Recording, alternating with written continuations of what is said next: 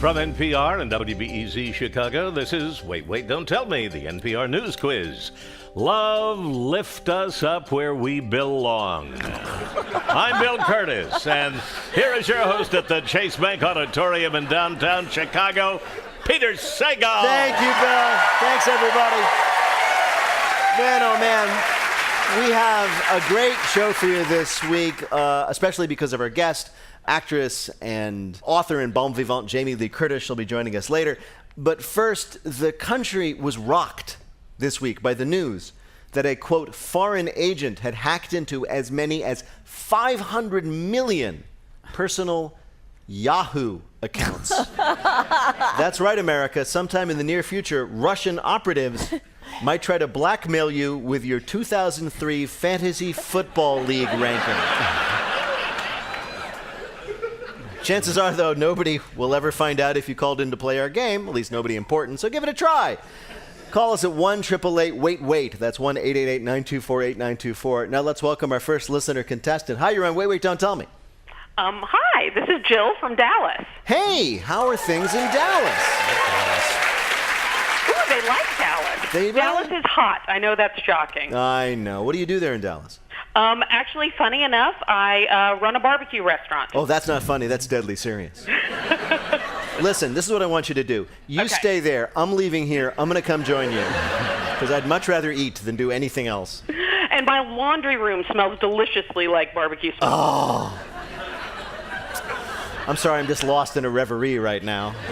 Well, welcome to the show, Jill. Let me introduce you to our panel. First up, a comedian whose movie Jimmy Westwood, American Hero, is at the Gene Siskel Film Center here in Chicago. It's also in Camera Cinemas in San Jose this week. It's on iTunes and elsewhere online. You can see it, but here he is. It's Maz Jobrani. Hello, Dallas. Hello, congrats. Next, the woman behind the syndicated advice column Ask Amy. It's Amy Dickinson. And a correspondent for CBS Sunday Morning and host of the Henry Ford's Innovation Nation, Saturday mornings on CBS. That's Mo Rocca.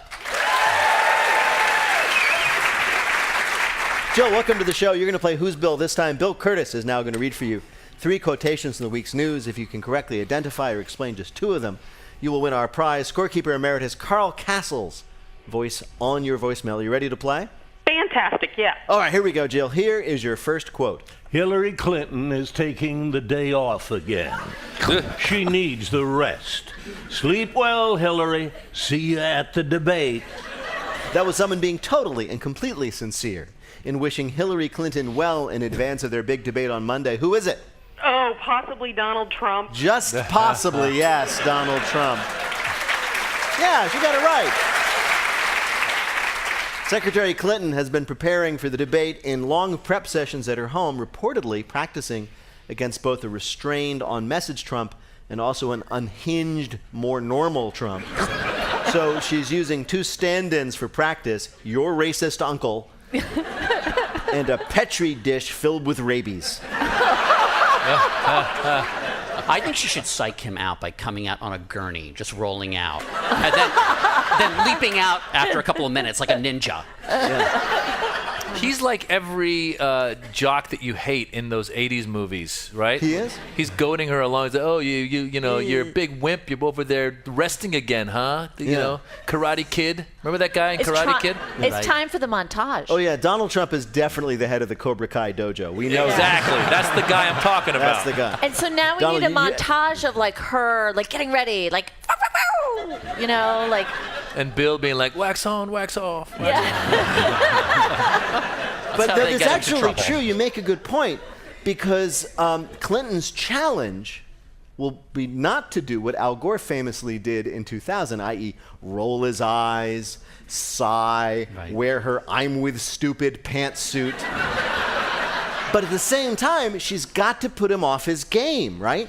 So what they're thinking she'll do is she'll go over and shake hands with him, and as she's doing it, she'll look down and go, oh, they're so adorable.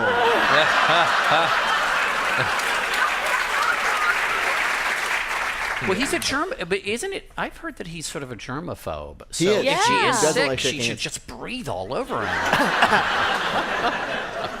Jill, here is your next quote. It was just a burning dumpster like you see around the city. That was one New Yorker's somewhat blasé reaction to what big incident over the weekend? The guy setting off bombs in Chelsea and Elizabeth and all those other places. That's exactly right. The great Chelsea bombing in 2016. This week showed that America will never be defeated by our enemies as long as our enemies are really dumb. So what happened was, and this is all true, this would-be terrorist says, I'm going to plant some bombs in New York City, and he chooses Chelsea, the neighborhood in Lower Manhattan. And why does he choose Chelsea? Does he have a thing against, like, trendy farm-to-table restaurants? No. The police say because that's the only place you can find a parking space in that part of Manhattan. And the bomber was in luck because alternate side of the street bombing rules were suspended that day. So he comes in with 2 bombs. One he puts in a dumpster, that limits the blast, probably saves lives. The other one he puts in a rolling suitcase, leaves on a sidewalk, runs away. And almost instantly, 2 guys are like, hey, free suitcase. So they grab it and they're running away with it. Again, this is all true. They go, this is too heavy. What's inside it? They open it up. They see a pressure cooker wrapped in wires with a cell phone attached to it. They say, well, that's dumb. And they take it out. They put it on the sidewalk and they run away with their new suitcase. Only in New York. And when they took it out, they somehow, by jostling it, diffused it. Hilarious. So, all those movies in which, like, the secret agent is like sweating over like green wire, red wire. Turns out all James Bond needed was a hobo to come trip over it. As someone who lives a few blocks from there, I'm especially grateful that this guy sucks at his job. He really is terrible. Yeah. So it gets even better. So, by the way, the bomb was seen by an NPR producer. That's your pledge dollars at work.